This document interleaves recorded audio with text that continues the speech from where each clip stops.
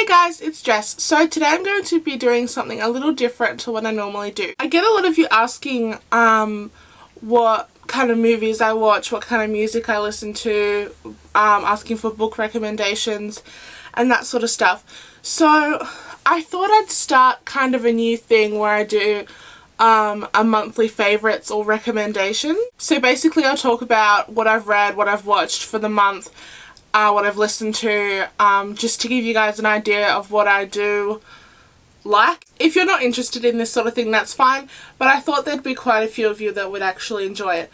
And if you stay till the end, you'll get a good The Hunger Games-ish surprise, because I have something really cool to show you guys. So first I'm going to start with books, since we obviously all like a good book.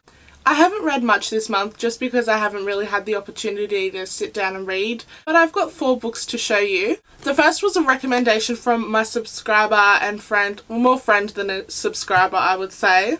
Georgia suggested this book series that she had read called Numbers, and this is it. I don't know if that's going to glare, but it's called Numbers by Rachel Ward, and there are 3 books in the series. I've only read the first one, but I have bought all 3. I'll read the backs of each book to you so you kind of get the gist of what they're about. Since the day her mother died, Jem has known about the numbers. When she looks in someone's eyes, she can see the date they will die. Life is hard until she meets a boy called Spider. Suddenly her world seems brighter, but on a trip to London, Jem foresees a chain of events that will shatter their lives forever. Now, this book is fucking heartbreaking. It's really good. It's written in first person from Jem, the main character's perspective. It's gritty, it's got a lot of action, it's got a lot of heartfelt moments as well. It'd be great for a young audience. There is a lot of swearing and a bit of sexual content in there, so if you're not okay with that, maybe don't read this book. But I really loved it and I can't wait to read the next 2. My voice is going. The next book is a book I've been wanting to read for a long time, and I was at the library and I saw it was in, so I just picked it up, and it's called Anna Dressed in Blood by Kendare Blake. I've been meaning to pick this book up ever since I saw it in a bookstore once, because it has recommendations from Cassandra Clare and Holly Black, and they're both amazing authors and I love their work. I'll read you the back of the book. Kaz Lerwood has inherited an unusual vocation. He kills the dead. So did his father before him, until his gruesome murder by a ghost he sought to kill. Now armed with his father's mysterious and deadly athame, Cass travels the country with his kitchen witch mother and their spirit-sniffing cat. Together they follow legends and local lore, trying to keep up with the murderous dead, keeping pesky things like the future and friends at bay. When they arrive in a new town in search of a ghost the locals call Anna Dressed in Blood, Cass doesn't expect anything outside of the ordinary. Move, hunt, kill. What he finds instead is a girl entangled in curses and rage, a ghost like he's never faced before. She still wears the dress she wore the day of her brutal murder in 1958. Once white, but now stained red and dripping blood. Since her death, Anna has killed any and every person who has dared to step inside the deserted Victorian house. But she, for whatever reason, spares his life. This book is so amazing. If you're a fan of shows like Supernatural, which I am, you will love this book. He's not a demon hunter, but he is a ghost hunter, which the boys on Supernatural do. I think a lot of fans out there of the Mortal Instruments series will like this book too, because of the shadow hunting similarities, I guess. I mean, he doesn't have special powers, he just has a special knife. Anyway, this book has a good amount of gore in it, a good amount of action, a good amount of mystery. It's just, it's so good. And the sequel's already out, but I can't find it anywhere, so we'll see. The next book, I don't think a lot of you will be interested in, but I got it for Christmas and I've been slowly reading through it. It's called True True Blood by Megan Norris, not to be mistaken with Charlene Harris's True Blood. This is true stories of vampire behaviour, which I am totally into. I love supernatural things in real life and fictional. Each chapter is a different account of cases where people have kind of convinced themselves that they're vampires. There's a lot of Australian cases in here which I have never even seen on the news, and they're quite recent. These people are actually out of jail now, and like I did not know about them.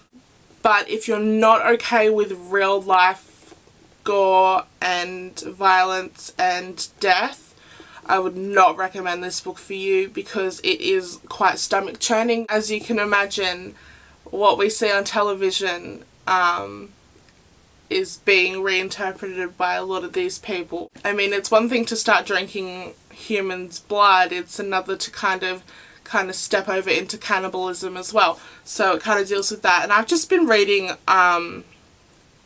one chapter of it every now and then. I'm almost done. But yeah, it's a good read. The last book I have to show you is called Icons by Margaret Stohl, and Margaret Stohl is half of the writing team for the Beautiful Creatures novels. I love those novels, so I saw this at the library, so I had to pick it up. So far so good. I'm halfway through. I really like it. It's a dystopian cross alien invasion type book. It's young adult fiction. It is really interesting. I'll read you the back. When the Icons landed, everything changed. They called it the day the windows shattered, the day the power stopped, the day Doll's family dropped dead. Earth lost a war it didn't know what was fighting. Since then, Doll has lived a simple life in the countryside, far from the nearest icon and its terrifying power, hiding from the one truth she can't avoid. Doll is different. She survived. Why? Why indeed?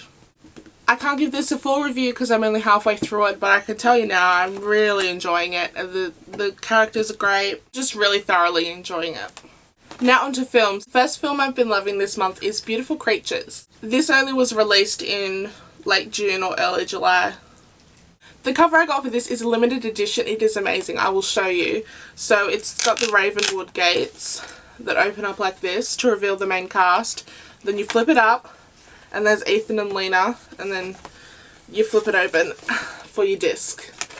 And so I just thought that was awesome.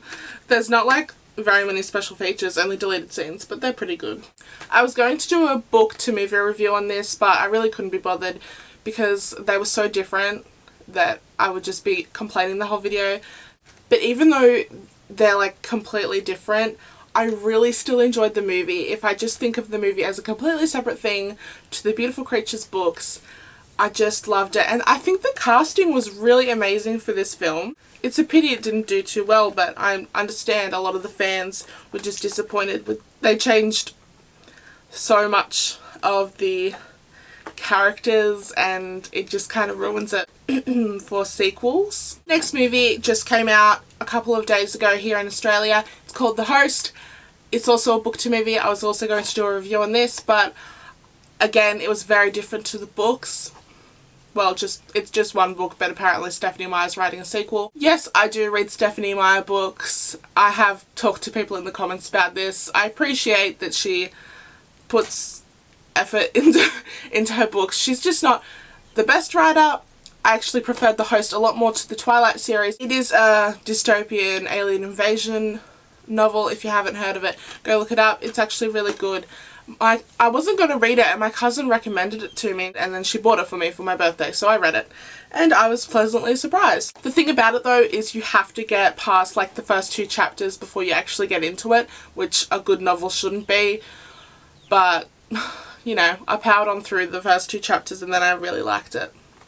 So, like I said, the movie is very different to the book and I actually liked the movie a whole lot better than the book. I think they interpreted it so well into something that was more action-packed. The casting in this movie was so good as well. The costuming, the environment, the sets, the everything. It was just so much better and they elaborated a lot more. It just made it a whole lot better. They changed the ending, which I was like, what is going on? This isn't the ending I was prepared for, and it turned out so good. I was just very pleased with it. But a lot of people hate it. They're like, oh, it's too different from the book, and I think it's different in a really good way. The third and final movie I've been watching a lot this month is called The Tournament.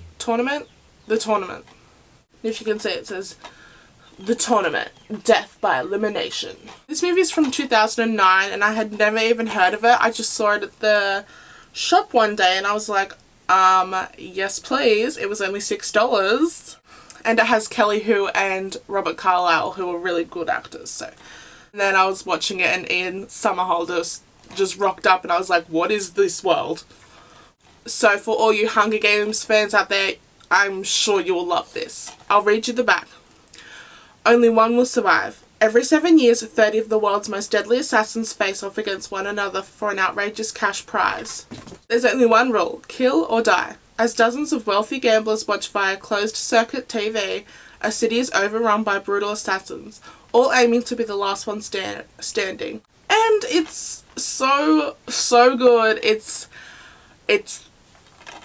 so much action, so much fighting and gore. The main difference to this film than any other like competitive killing competition is they're stuck in the real world, so they start killing like innocent people, which is kind of crazy, but it's also really good. On to TV shows I've been watching, and I'm a TV show fiend. I will watch so many TV shows.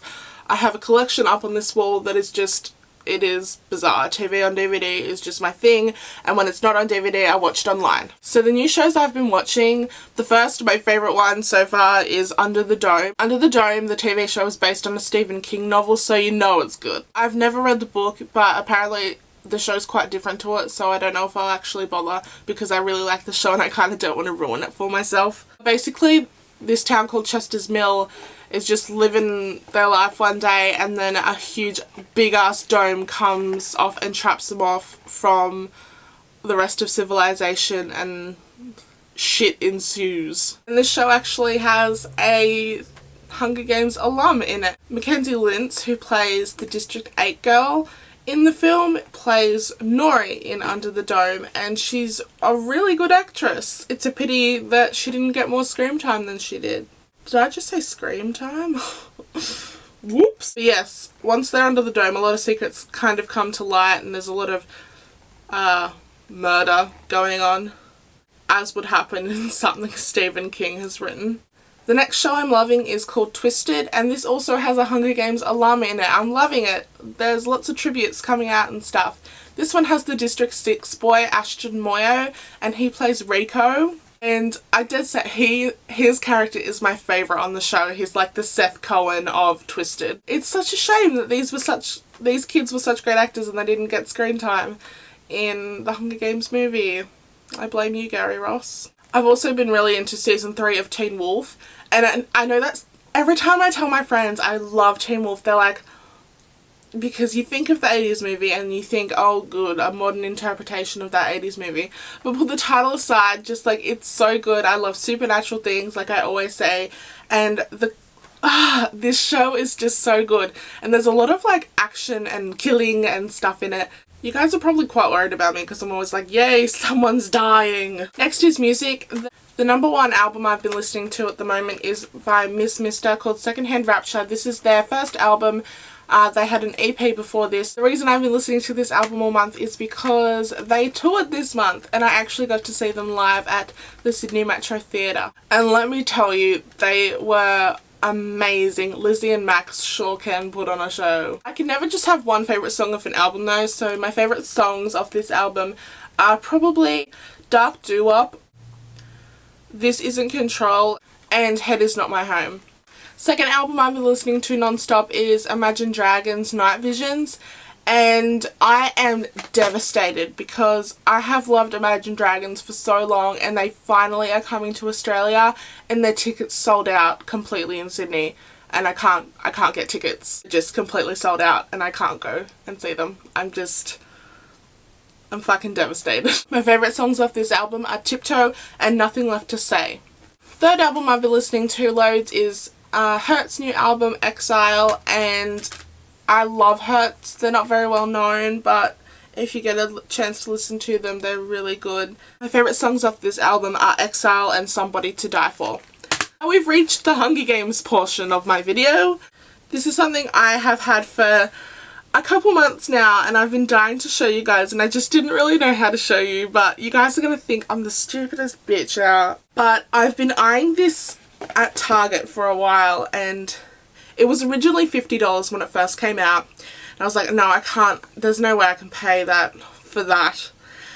But it eventually came down to $20 in this massive toy sale that they had, and I was just like, I gotta do it. I really want it so bad, and it is. Do not judge me. We're all Hunger Games fans here, so you cannot judge me. Is the Katniss Barbie doll. Limited edition. What up? She is perfect. She comes with a sheath full of arrows. She comes with a little, oh, it's stuck. A little bow, which doesn't actually shoot the arrows because it's just a crappy bit of string. But she's completely decked out in her arena gear. She has the Mockingjay pin and all. She is fabulous. She comes with a stand and she sits with my DVD.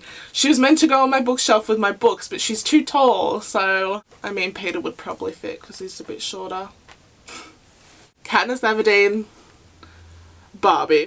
And then a few weeks later, after I got my Katniss Barbie doll, I went back into Target and they had all this merchandise, which I saw advertised when the Hunger Games first came out in March last year, but my store never got it, and I think it just must have sat out the back and then they've realised they had all this stock, and the Hunger Games really isn't big right now, and so they just discounted everything to like $2 or $3, so I went fucking crazy.